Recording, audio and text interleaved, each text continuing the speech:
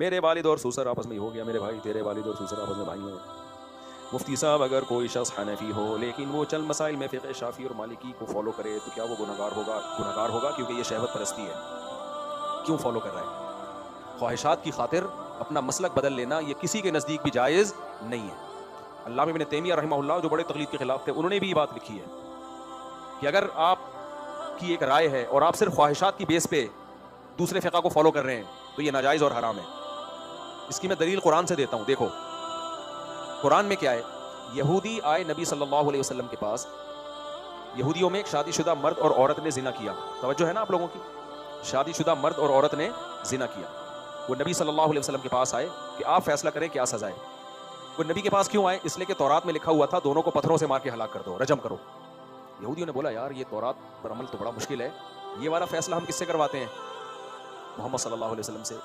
آپ رحم دل ہیں، نرم ہیں، تو تھوڑا سا ہو رجم کی سزا تو امید ہے نہیں ملے گی. نبی کے پاس آئے کہ یا رسول اللہ، اگرچہ آپ کو نبی نہیں مانتے تھے لیکن فیصلہ آپ کریں گے. نبی نے فرمایا کہ تمہارے پاس جب تورات موجود ہے اور تم تورات کو مانتے ہو تو مجھ سے فیصلہ کیوں کروا رہے ہو؟ تورات لے کر آؤ، تورات ہی فیصلہ کرے گی تمہارا. مسلم تو نہیں ہونا تم. تورات لائی گئی، وہاں انہوں نے ڈنڈی ماری. ڈنڈی یہ ماری کہ تورات کی جب تلاوت شروع کی ہے تو جو رجم والی آیتیں تھی نا جس میں تھا کہ شادی شدہ مرد اور عورت زنا کرے تو پتھروں سے مارو، اس آیت پر ہاتھ رکھ کے تلاوت کرنا شروع کر دی. عبداللہ بن عبد السلام رضی اللہ تعالیٰ عنہ موجود تھے، یہودی عالم تھے، وہ تورات کے حافظ تھے. ان کو حافظ کو تو اندازہ ہو جاتا ہے نا بھائی یہ بیچ سے ایک آیت کھا گئے ہیں، ٹھیک ہے نا، ان کو اندازہ ہو گیا یہ تو بیچ سے آیت کھا گئے ہیں. تو انہوں نے جا کے جو تلاوت کرنے والا تھا اس کا ہاتھ ہٹایا مضبوطی سے. فَإِذَا آیَةُ الرَّجْمِ تَلُوحُ، رجم والی آیت چمک رہی تھی بالکل، یعنی واضح سامنے تھی.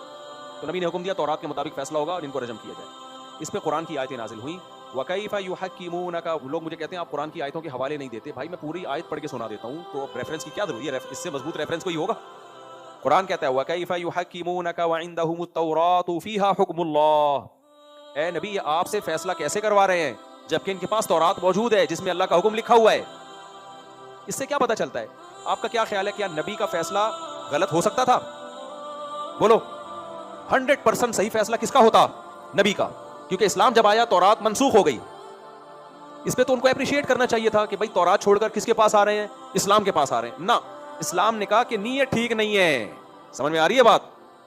فیصلہ نبی ہی کا ٹھیک ہے، اسلام ہی کا ٹھیک ہے، لیکن یہ اس لیے نہیں آ رہے کہ اسلام کا فیصلہ ٹھیک ہے، یہ اس لیے آ رہے تاکہ ان کو یہاں گنجائش ملے. آج تک یہودیت کو فالو کرتے رہے ہیں، آج سخت سزائے یہودیت میں، تو اب آ رہے اسلام کے پاس. تو کس بیس پہ آ رہے ہو بھائی تم؟